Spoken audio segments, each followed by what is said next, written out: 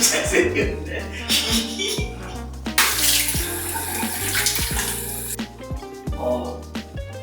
완벽해. 스콧 해미시.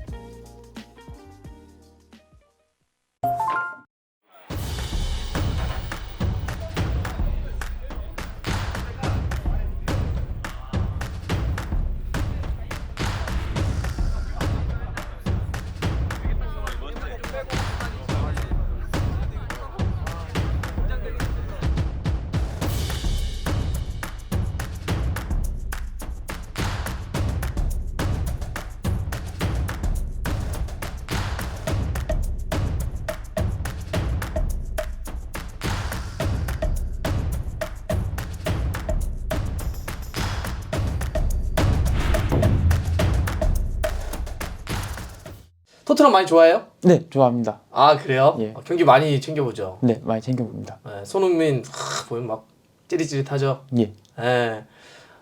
그러면 토트넘도 많이 알겠네요.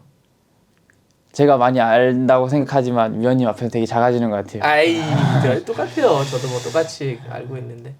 그래서 저희가 많이 뭐 주말마다 보기도 하고 평상시에 기사도 많이 챙겨보긴 하는데 조금은 더 토트넘이 이런 팀이구나. 우리가 토트넘을 잘 알고 이해할 수 있는 결정적인 세 가지의 주제를 좀 잡아서 오늘 이야기를 한번 해보려고 그래요.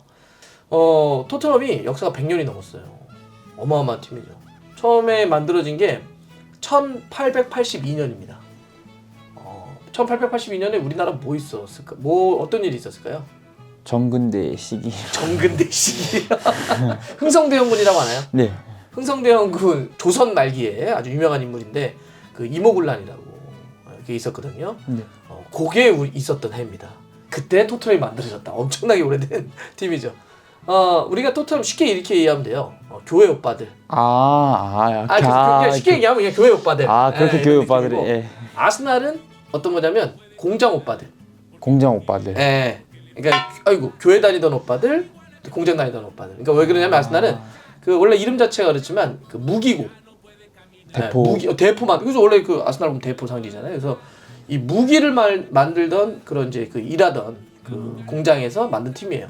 그래서 공장 오빠들, 여기 이제 교회 오빠들 이렇게 이제 이해하시면 되는데 뭐 이게 출발은 그렇게 뭐 오래됐으니까 19세기 말부터 있었던 거잖아요. 1882년이면 그다음 이제 토트넘이 쭉 이제 오는데 사건이 하나 좀 벌어집니다.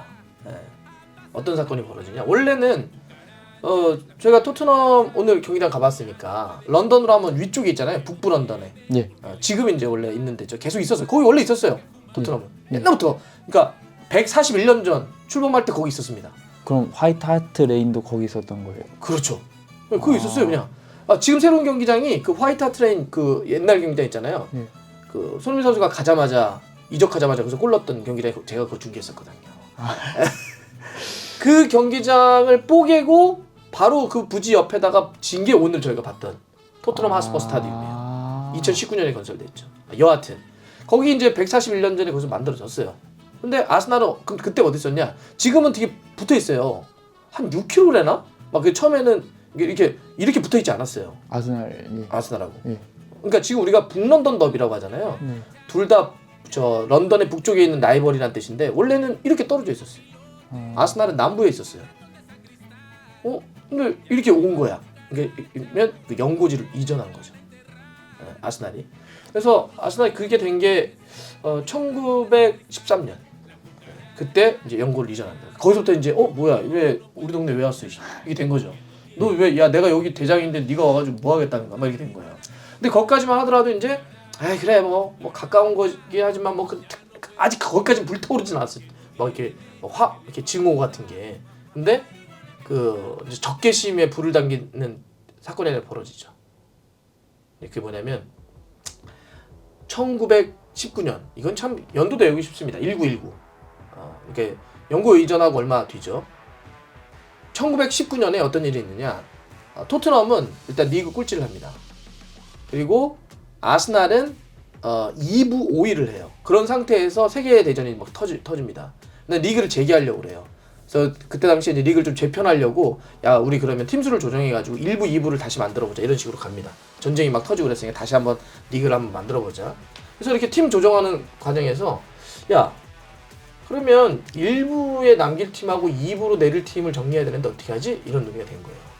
이런 상태에서 지금으로 따지면 예를 들면 뭐 승강 플레이오프 이런 거 해야 되잖아요. 그죠? 누가 떨어질지. 그때는 야, 우리 토론해가지고 뭐 서로 투표해가지고 하자. 서로 논의해가지고 한 명 떨어뜨릴 팀 남을 팀 한번 정리해보자 이렇게 된 거죠. 근데 거기서 어떻게 되냐? 원래 그러면은 1부 아무리 꼴찌라고는 하지만 1부였던 토트넘, 2부 5위였던 아스날.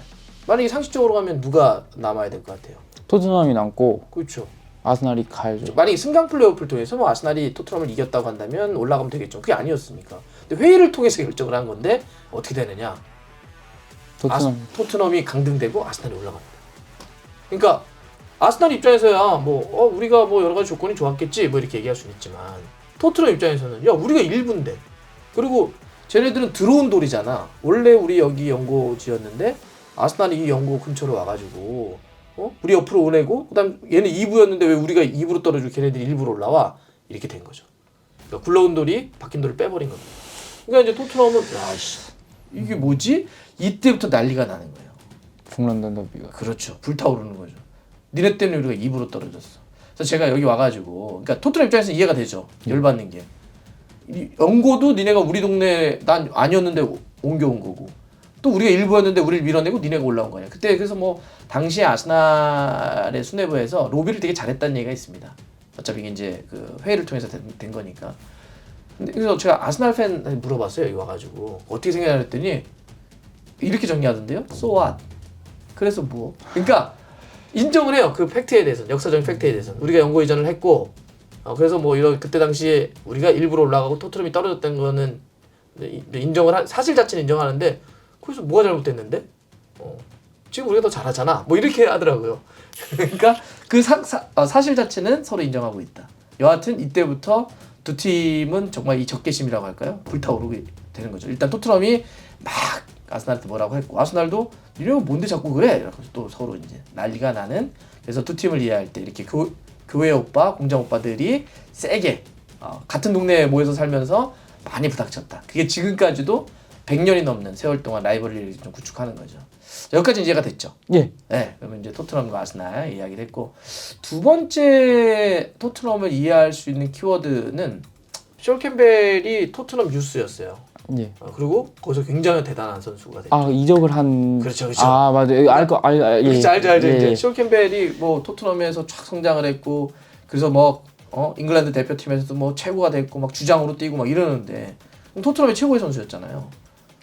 근데 아스날로 떠나는 사건이 벌어지는 겁니다. 그거 봤어요. 알죠. 예, 봤죠. 봤어요. 사진 그 유니폼 입은 사진 봤어요. 맞아요. 예. 그래서 유다. 맞아요. 막 팬들이 막 유다 너 이 배신자 막 난리가 났던 거죠. 그러니까 그냥 선수도 아니고 최고의 선수였고 우리의 전부였는데 그것도 야 원래 이제 그때 재계약을 좀 미뤘었거든. 막 미루면서 근데 막 토트넘 잡고 싶었지만 조금이 제가 많이 떠난다고 하더라도 제가 설마 뭐 다른 데 가겠습니까? 저는 뭐 여기 우리 토트넘하고 상관없는 팀에 갈 겁니다. 이렇게 얘기를 했는데 떠났더니 알고 봤더니 아스날로 간 거야. 아까 얘기했던 그런 대단한 라이벌리를 갖고 있는데 이거 토트넘 입장에서는 완전히 빡이치죠. 그런데 제가 얘기하려고 하는 건 이 숄 캠벨 사건 자체를 얘기하려고 하는 게 아니에요. 제가 지금 두 번째 사건으로 얘기하는 건 이 숄 캠벨을 왜 꺼냈냐. 그 숄 캠벨의 이적이 2001년에 일어나요. 네. 근데 그 2001년에 토트넘의 굉장히 중요한 인물이 토트넘을 이끌기 시작합니다. 그게 누굴까요? 모릅니다. 그게 바로 레비인가? 레비예요. 예.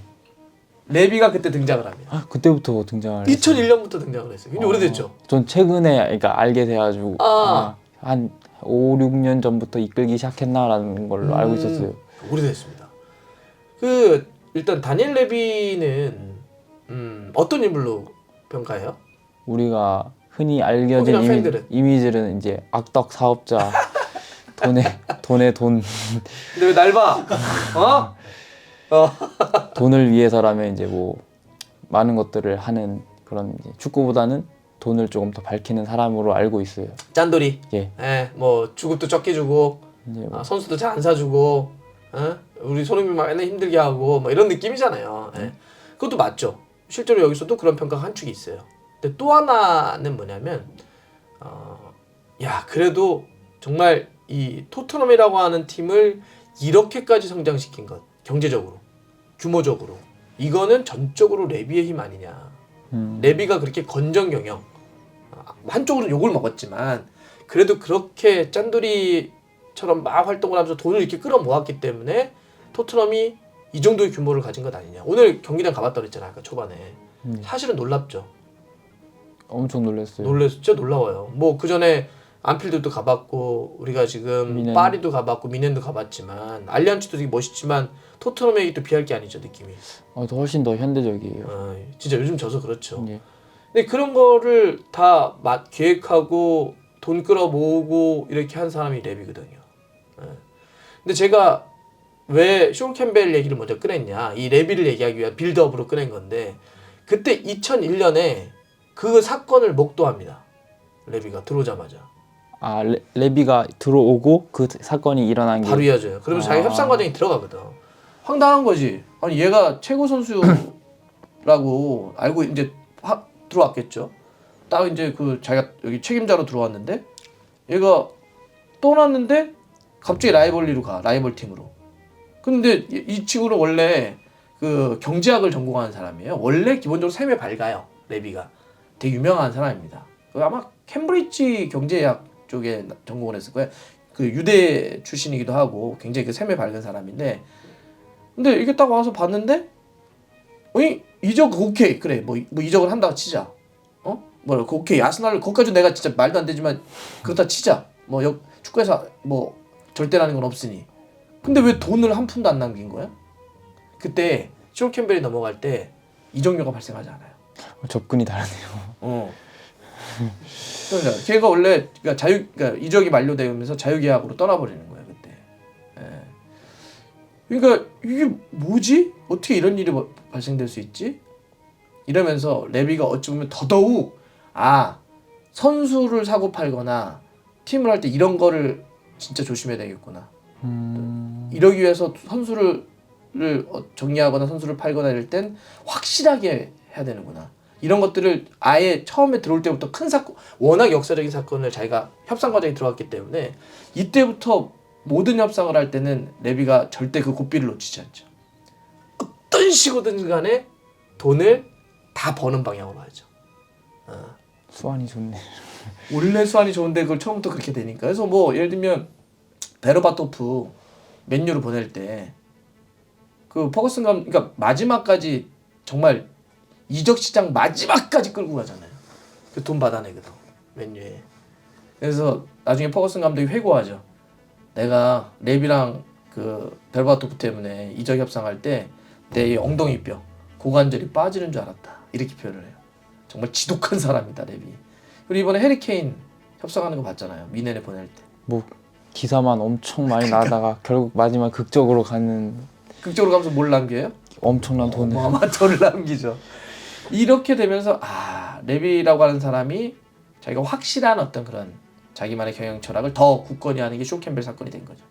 사실 지금의 토트넘을 이해하려면 레비를 이해하지 않으면 왜 팀이 이렇게 운영되지? 이런 걸 이해하기 좀 어렵거든요. 그래서 지금 분명히 두 가지 축이 있다고 그랬죠. 하나는 선수를 좀 더 과감히 사줬으면 좋겠는데 왜 저렇게 짠돌이처럼 하지? 도 있지만 이렇게 토트넘의 엄청난 규모의 경기장을 건설시키고 또 사실 토트넘이 그렇게 아주 큰 클럽은 아니었거든요. 근데 이렇게까지 성장시킨 건 또 레비의 공이 있다. 그래서 현재 이 토트넘이 경영 철학은 레비의 또 경영 철학이기도 하기 때문에 그런 의미에서 레비를 얘기한 겁니다. 세 번째는 이제 마지막인데 현재를 한번 얘기를 해봐야 되겠죠. 역사는 어떻게 출발됐는지도 알겠고 교회 오빠들로 출발돼서 공장 오빠들이랑 엄청나게 싸우면서 100년을 살아왔다.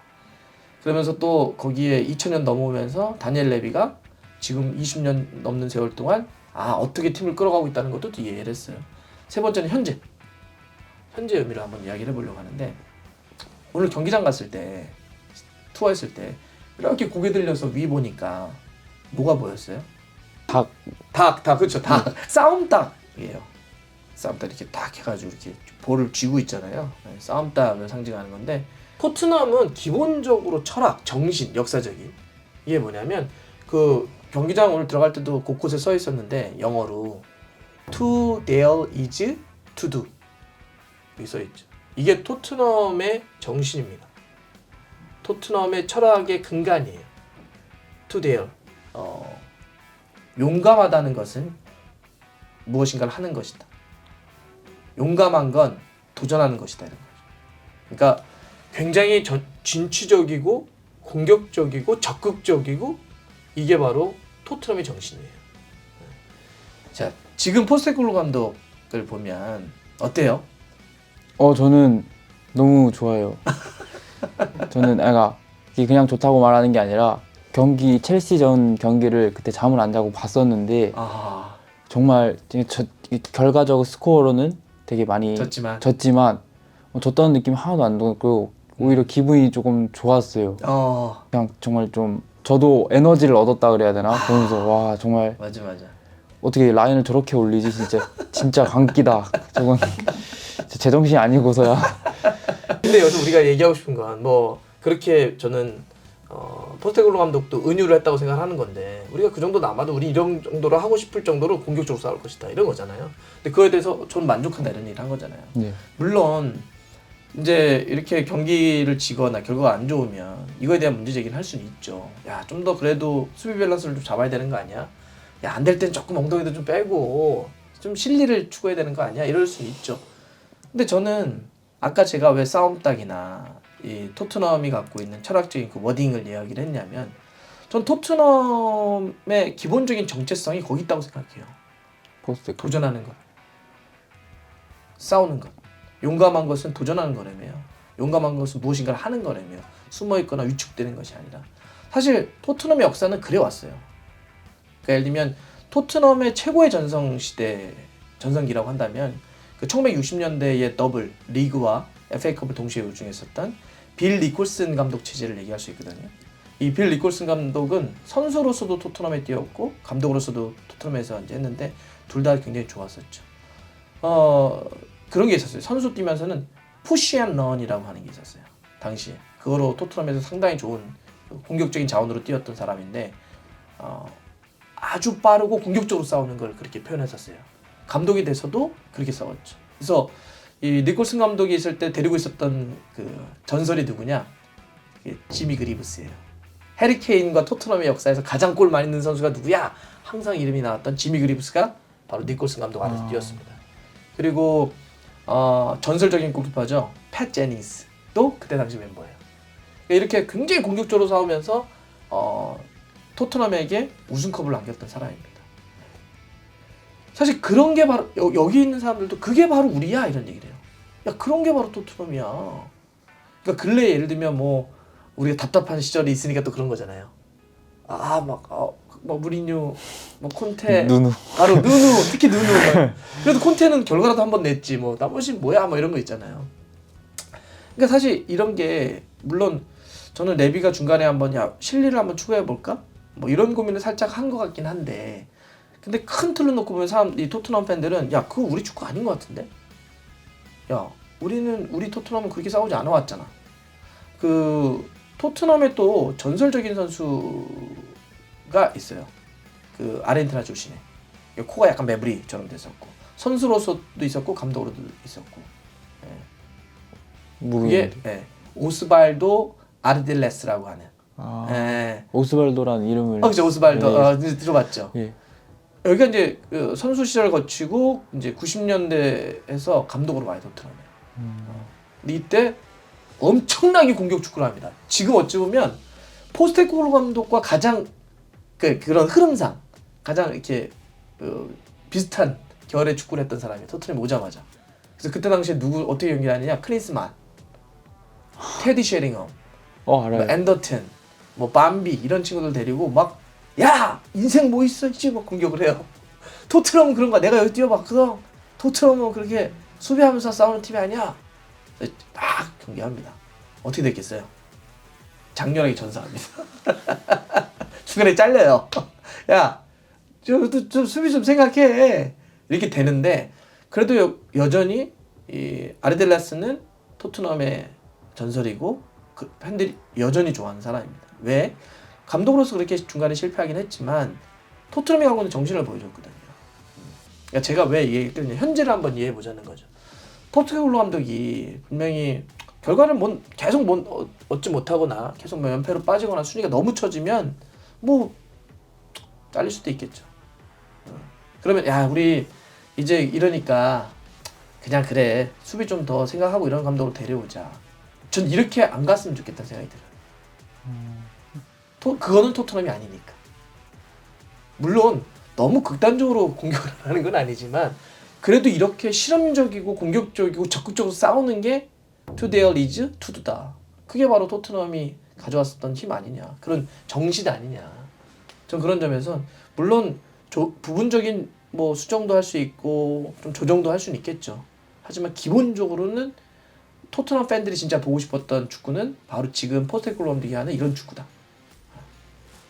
그래서 현재를 좀 우리가 좀 토트넘이 이래서 팬들은 좀 아쉽긴 하지만 결과가 최근에 그래도 막 환호를 보내고 그래 이게 우리 축구다라고 막 이렇게 하는 게 바로 이런 것 때문에 그런 거구나. 그래서 한번 이야기를 한번 해주고 싶었습니다. 어때요? 토트넘이 좀 뭐 짧게 얘기긴 하지만 결정적인 세 가지 이야기. 첫 번째 그 아스날과의 이야기, 레비에 대한 이야기, 현재 어떤 공격적인 축구에 대한 이야기 한번 해봤는데 레비가 그렇게 저는 정말 단기간에 와서 단기간에 이뤄낸 건 줄 알았는데 이렇게 오래전부터 이렇게 작업한 줄 몰랐어요.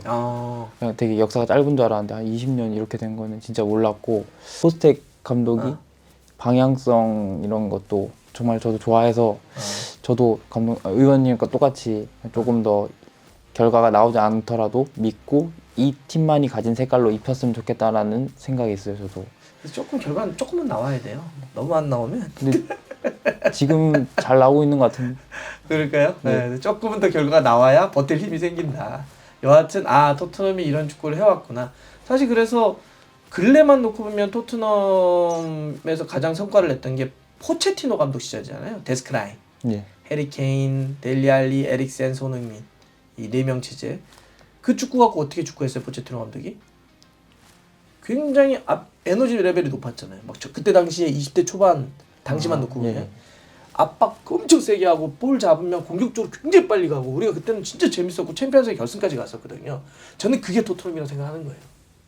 그렇게 과거로 놓고 보면 빌리 콜슨 감독이 있었고 아르딜레스 감독이 있었고 그다음에 지금 포체티노 감독이 있고 지금 포스테코글루 감독이 있는 거다.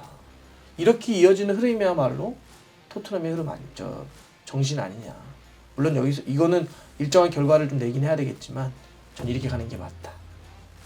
하지만 결과는 결과 좀 네. 결과 좀 나야 되는데. 좀 내요. 냅시다. 결과 좀 나야 되는데. 결과 안 내면 뭐 잘라야지.